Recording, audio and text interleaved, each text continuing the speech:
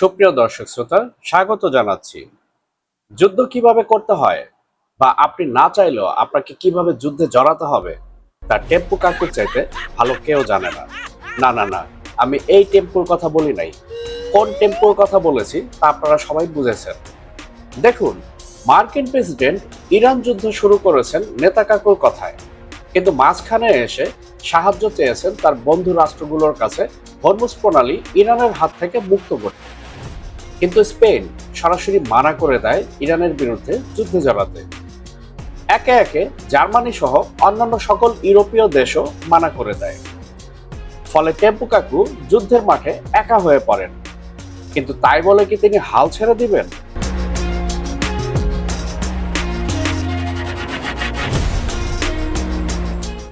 তিনি নেতা কাকুর দেশকে বলেছেন ইরানের পার্স গ্যাস ক্ষেত্রে হামলা করতে, আবার মিডিয়াকে বলেছেন গ্যাস ফিল্ডে হামলার ব্যাপারে তিনি কিছুই জানেন না।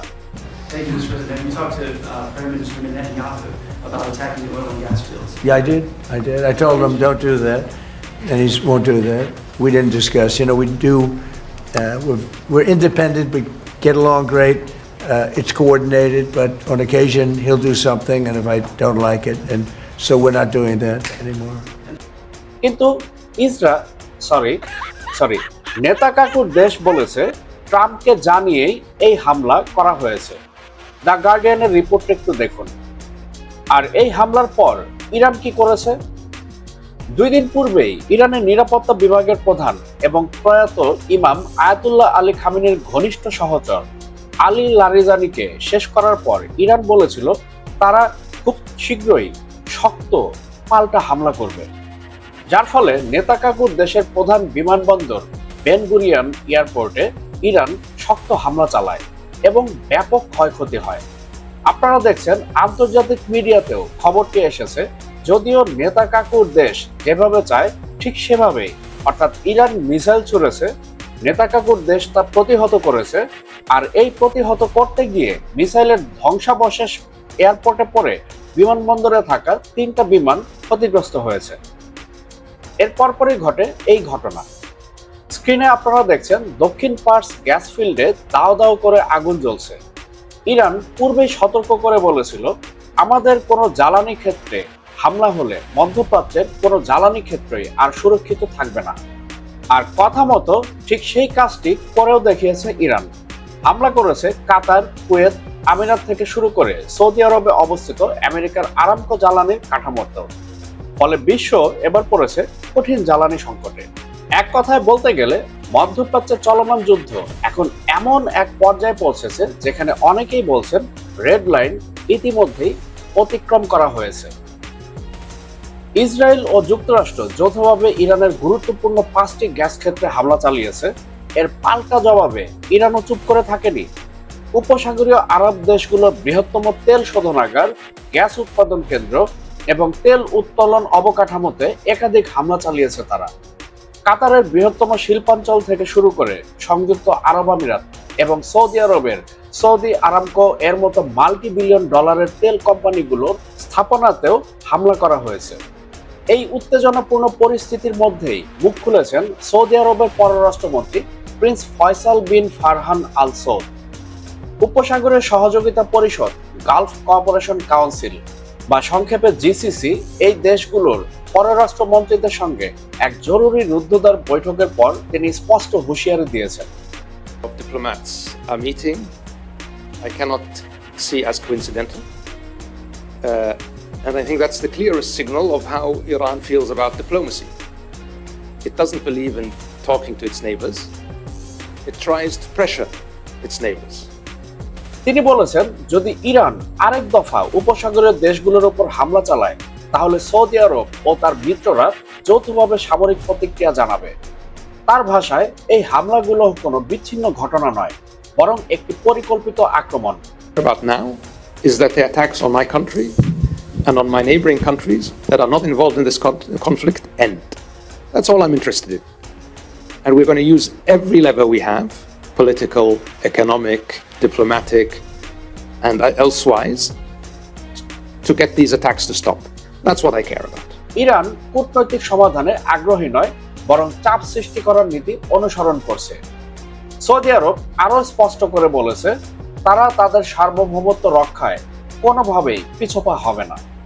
প্রয়োজনে কূটনৈতিক ও সামরিক দুই ধরনের শক্ত প্রতিক্রিয়ায় তারা জানাবে। এখন প্রশ্ন উঠছে, বিগত 2 সপ্তাহ ধরে ইরানের হামলার পরও যেখানে উপসাগরীয় দেশগুলো চুপ ছিল, সেখানে হঠাৎ করে কেন এই যৌথ সামরিক হুমকি? বিশ্লেষকদের মতে এর পেছনে বড় একটি কারণ হলো পাকিস্তান। সাম্প্রতিক বৈঠকে উপসাগরীয় দেশগুলোর সঙ্গে পাকিস্তানের উচ্চপদস্থ সামরিক কর্মকর্তারাও উপস্থিত ছিলেন। সৌদি আরব ও পাকিস্তানের মধ্যে একটি বিশেষ সামরিক সহযোগিতা চুক্তি রয়েছে, যা অনেকটা ন্যাটো এর আর্টিকেল 5 এর মতো, আর এটা আপনারা সবাই জানেন। এই চুক্তির অর্থ হলো একটি দেশের উপর যদি হামলা করা হয় তাহলে সেটা উভয় দেশের উপর হামলা বলে বিবেচনা করা হবে। অর্থাৎ যদি সৌদি আরবের উপর আক্রমণ হয় তাহলে পাকিস্তান বাধ্য থাকবে সেই যুদ্ধে জড়াতে। সৌদি আরব যদি এই ধারা সক্রিয় করে তাহলে পাকিস্তানকে সরাসরি ইরানের বিরুদ্ধে সামরিক পদক্ষেপ নিতে হবে। এই পরিস্থিতিকে আরো জটিল করে তুলেছে পাকিস্তানের পারমাণবিক সক্ষমতা। আপনারা সবাই জানেন পাকিস্তান একটি পারমাণবিক ক্ষমতাধর রাষ্ট্র।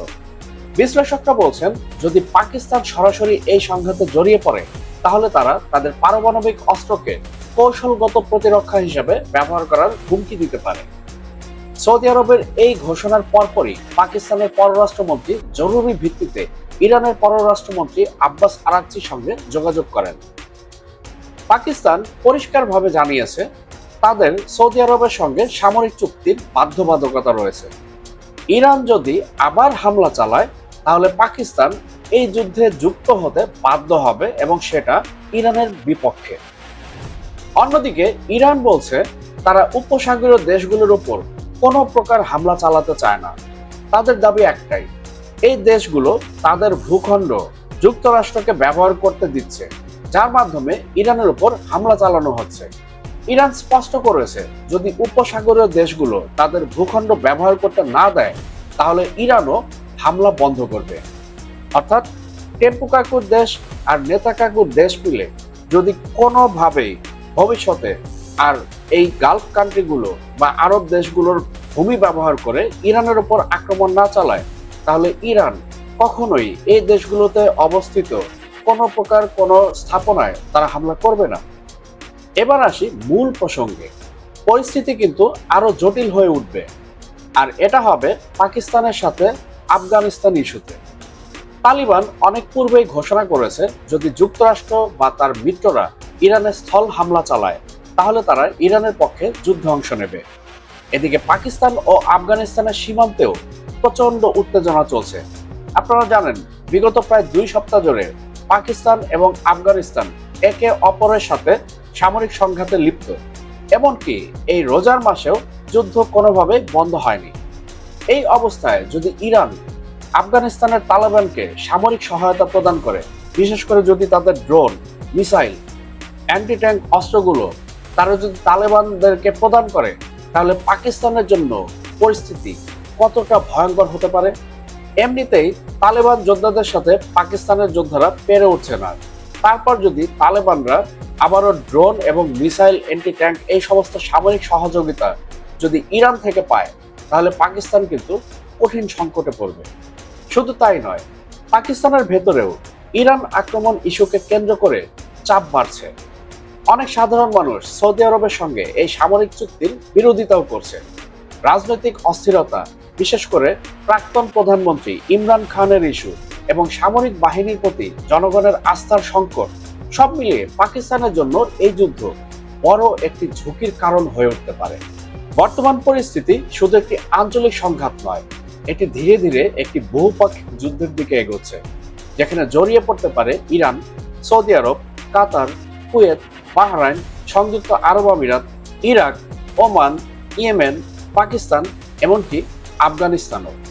এখন প্রশ্ন একটাই, এই সংঘাত কি নিয়ন্ত্রণের মধ্যে থাকবে, নাকি এটি পুরো মধ্যপ্রাচ্যকে জড়িয়ে এক ভয়াবহ যুদ্ধের রূপ নেবে? সময় এর উত্তর বলে দিবে। কিন্তু টেম্পু কাকু তার চালে কিন্তু মুনশিয়ানা প্রদর্শন করেছেন।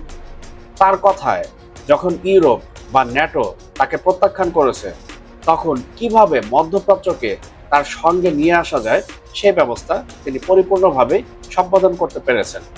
বন্ধুরা, আমাদের ভিডিও যদি আপনাদের ভালো লাগে তাহলে অবশ্যই লাইক করবেন, আর ভবিষ্যতে কোন বিষয়ের উপর আপনারা ভিডিও দেখতে চান তা কমেন্টে আমাদেরকে জানাতে পারেন। আর আমাদের চ্যানেলটি সাবস্ক্রাইব করে all bell icon notification on করে আমাদের সাথেই থাকবেন। দেখা হবে পরবর্তী ভিডিওতে। ততক্ষণ পর্যন্ত সবাই ভালো থাকবেন, সুস্থ থাকবেন।